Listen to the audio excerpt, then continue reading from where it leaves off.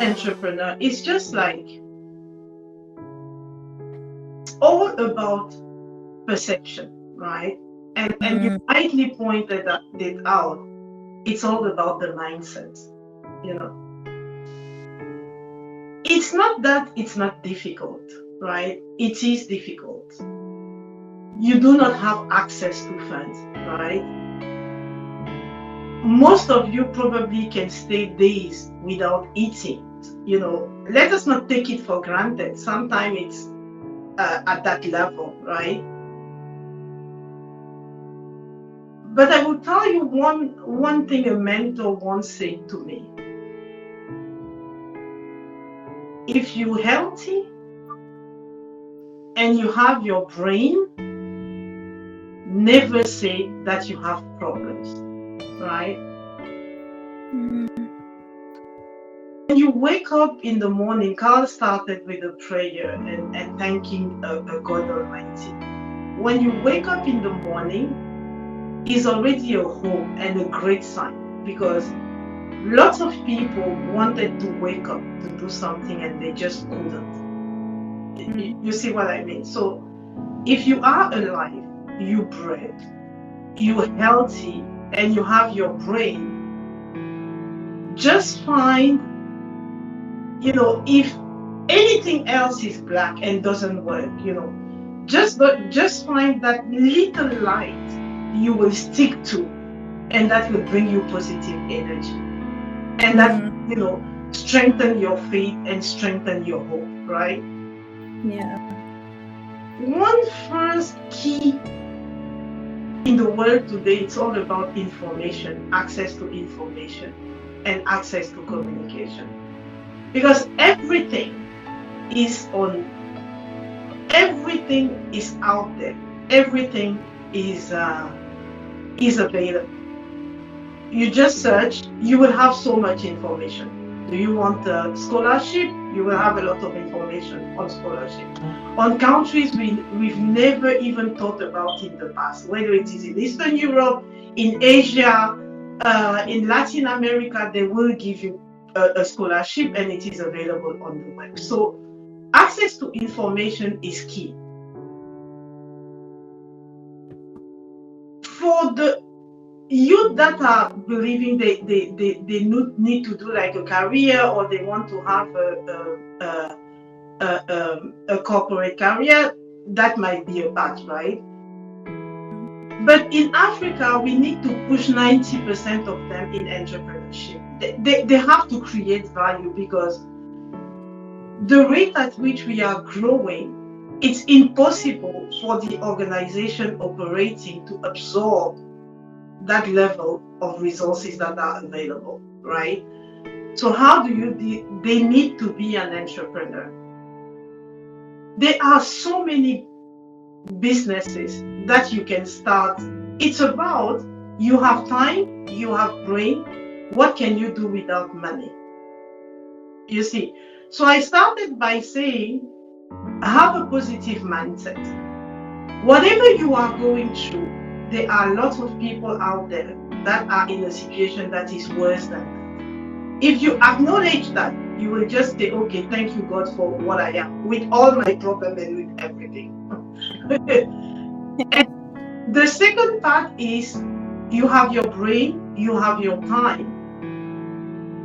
It's going to be painful, but just get the opportunity to try and have your services seen, what you're capable of doing, just being seen by someone, right?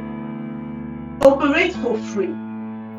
Try to ask help, or support. 100 of people will say no. Probably 99%, if not 100% of the ones you were counting on will say no. But if you have access to information, you will find one soul somewhere that is going to support you, based on just the conviction that, something happened and okay, your idea is good, I just want to try it with you, right? So you need to find a way to always keep a positive attitude, because no one out there is responsible of what is happening to you. No one. And most of the time, it's not because people are smiling and people are nice that they are not going through difficult time, right? It's just like they have a better way to manage the challenges that they are at their end. So in a nutshell, if you're not in a hospital, in the intensive care unit, if you're not at the point of dying somewhere in the street or in a room, if you're healthy, you breathe and you have your brain is different from diploma or degree, just try and make, a useful, just try and have an activity with your time. Just try and continue to be engaged. You will probably do most of your stuff for free, because you just need people to give you opportunity to demonstrate what you're capable of. And to conclude, I will give you an example to one of the well-known leaders we have on the continent. And what he said to me, you know what, Corine, I used to have an approach is that I started my company and then I started to do tenders, right? And I was always rejected in tenders. And we know everything that is going in Africa. You will talk about briberies, you will talk. Some people, they just don't know how to manage, right? Yeah. And the person said to me, each time I was losing a tender, I was writing a note to the person or to the head of project, explaining to him for free, like a consultancy for free, explaining to him, saying, I have lost the tender, I am okay, but as you manage your project, just ensure that you cross-check these milestones, 1, 2, 3, at each stage. Ensure that you cross-check 1, 2, ABC topic, because if you miss one of these are going to be the consequences. If you miss one of that, these are going to be the consequences. For 3 years, he went to help, right? And the 4th year, one of the most senior government members called her and said to her, we have a problem. Can you help us solve it? Right? 4 years of free consultancy, but at least, people know that you have something that you can offer, Those are the different examples to say, it is not, when it is challenging, look at it as an opportunity to demonstrate what you can do for free, right? You will need people that will pay something, but it can be tough. And the entrepreneurship path, it is sad to say, it's a tough path. It's really tough. And particularly in Africa, it's extremely, extremely tough. So your mental health is key. This is only what you have. Please do not destroy it with negativity. 100% agree. And just to add to what Madame Corine was saying, we all know that not everybody has access to. COVID has been difficult and it has taken a toll on quite a lot of our mental health. But once there is life, there's literally hope, and you don't need a massive amount of money to do stuff. We all have our talents that we have, and the more you practice, I'm sure a lot of you have heard of the 10,000 hour rule.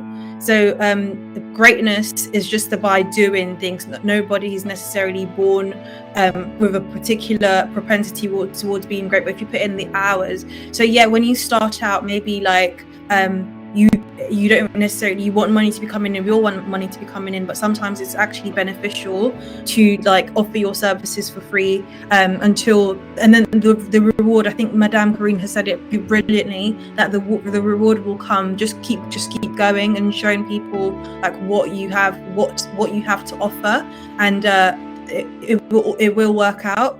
But so I've asked a few questions, and I know some of you can't wait to ask your questions. So if you want to come up on the stage. Hi, my name is Nicole Langa. I'm a South African film producer, director, and writer, and also own my own production company called Langa Legacy Films that is based in Johannesburg. And my question for Madam Corine is that I just really wanted to know, since Celeste spoke about the COVID-19 impact and also just the concept of trauma, when a traumatic event transpires in one's life, it can often be difficult to navigate through that. So I just wanted her perspective or opinion on, does she think that it's quite important obviously to take some time off to heal and to focus on your mental health and wellness, but do you think that the two can sort of coexist in terms of taking care of your mental health while you're experiencing a traumatic event and still do business, or do you think you should just focus on one or the other? Thank you. Pleased to meet you, Nicole, and thank you for the question. I was just trying to arrange my mind on the angle I should tell you about it. As a woman in my life, I've been through some extremely high level of trauma, if I can say it, right? And sometimes I'm invited to share my experience on how you get up, how you stand up after, being through a difficult period, right? When you talk about the impact, of COVID, we lost multiple lives in COVID, right? And at the beginning I said, I don't believe there is anyone on this earth that hasn't been affected one way or the other, right? And again, I said, in life, when there are challenges, there are also opportunities. Yeah. I take you an example, which is the payment, the payment world. What COVID has brought is strong growth on online business, right? Of people buying e-commerce, people, buying online for the first time. We saw that change in consumer behavior, that's happened, and an increase of digital payment, like people who had access to e-commerce, that in the payment has been a strong impact of COVID on the opportunity side, right?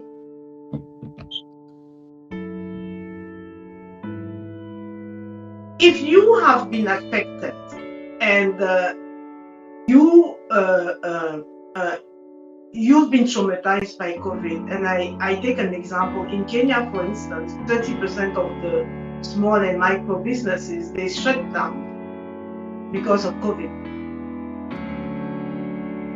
30%, and most of them were women-owned businesses, right? It's a lot. It's not only about a personal trauma, even economically, COVID has hurt our economies and the businesses.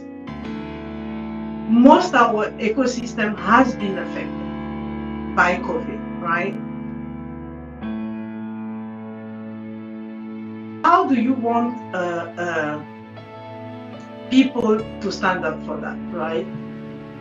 And you have a part that is, every single government in Africa is focusing on, is how can we support, how can we make funds available for our micro businesses to come back on track, right?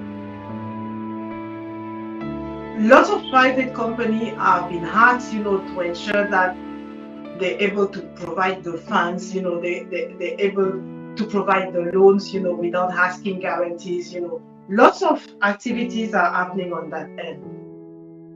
At a personal level, how do you handle that? Imagine I'm in a situation, like I see, when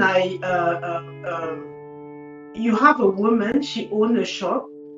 The revenue of the shop is what cater for the life at home, what send the kids and few members of the families to school. Imagine your shop has closed, you probably lost maybe your husband, how do you come back from such a situation? And Nicole, I'm coming back to what I've already said earlier. If you wake up in the morning, you're healthy, you need to find a way to keep a positive mindset. Like negativities, you need to put it, no matter how painful it is. And I can tell you, it can be painful and it can be a disaster. I know what I'm talking about because you're talking COVID. I work a lot with the refugees as well. In Kenya, for instance, we have lots of refugees that are coming from the eastern part of DRC, etc. And you have like big trauma. I mean, put COVID and then you add some realities like that. But I've seen people losing everything and managing to keep a positive attitude. If you succeed in keeping your positive attitude, if you succeed in keeping yourself busy, it's just a matter of time. You will come out stronger. Your business is going to come back. So what I try to articulate and say that our government, they have some programs to help the small businesses which suffer during the crisis. The second thing that I articulated is, first, communication, you need to be aware about those programs. The second, as an individual level, it was a challenge, but those challenges brought some opportunities. At individual level, you can only capture those opportunities if you succeed in keeping in a positive mindset. And I will end up with the personal experience. In 2012, I lost my husband. And we were a young couple, at really the high growth, part of our life, right? And I lost my husband 3 years of intense battle, medical battle, and I ended up losing my husband, right? You have again two attitudes, right? That was not COVID, right? But the world was kind of scrambling around me, right? It was, he was the leading, entrepreneur, highly successful, etc., right? When the world scramble, goes down around you, which might happen in COVID, no matter how worse it can be, you as an individual, you have the choice. It's either you adopt a negative attitude, waiting for people to help you, waiting for people to support you, saying that my government doesn't do anything, they do not help people. We are only led by a bunch of corrupt people, they don't do anything. This person, was owing me this, and then, all my problem is because of that person. You have the choice, either that negativity or to say, I woke up, I am healthy. What can I do? Make decision. It's sometimes difficult, but you can achieve it. I will not tell you what to do, right? But there is always something you can do, always. And if you find the challenge, if you have a positive mindset, you will start looking at challenge as an opportunity.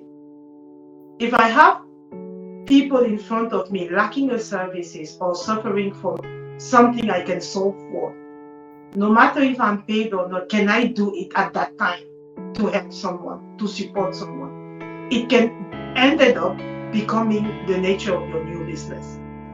But for you to see that, and for you to have the courage to help someone as you yourself are suffering, you can only do that because of a positive mindset. Because you will say, this person is suffering more than me, I need to support the person.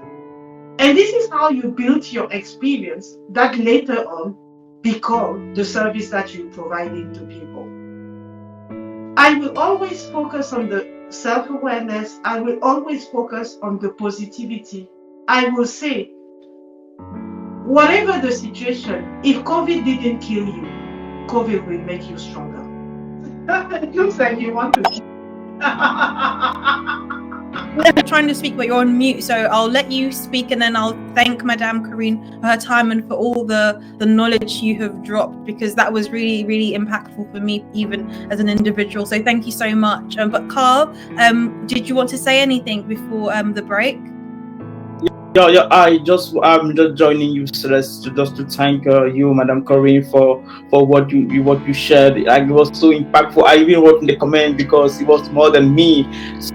So we can just thank you, and if you can maybe say a last word, your impression about the program, and just a last word before leaving us. But we really appreciate what you shared with us. It was really impactful, and just thank you so much. I thank you, Carl. I will really thank you for bringing such a platform. I really hope that the mentees that have been selected have found it beneficial. I was talking about access to information, and you're doing something great, because I think more and more we have been cautious that, if we do not share. I remember when I was growing up, I used to have in my family, I mean, my parents' generations, right? At that time, you were hiding information, right? Most of the time, if you had in your family one person that was really highly positioned, the person will not mentor you. It was just like, no, this is not for kids. Stay away. And the knowledge was kept as a secret. So I really encourage you to continue to do what you do. I know it's not easy, but please keep the focus, keep the courage, no matter how, but knowledge is what is going to take Africa to the next level, and no one is better positioned than us, to be able to share. It's just like, you guys need to be successful, and you need to succeed. I mean, 10 times better than what we've been able to do. And I would say the same thing to Celeste. I think you were just a great moderator. It's not easy. I mean, I saw in terms of the attitude, you keep the calm. We had some technical challenge at the beginning. Nadia was there at the beginning, but she ended up, not being able to connect. But, I can only wish you, all the blessings and all the strengths, and all the success in everything that you are doing. And please, guys, if it happens that you're completely down and you're crying and you want to drop the ball, just send me a message, and I will be happy to bring that little light of positivity to keep you up and to keep you ongoing. That will be my last words.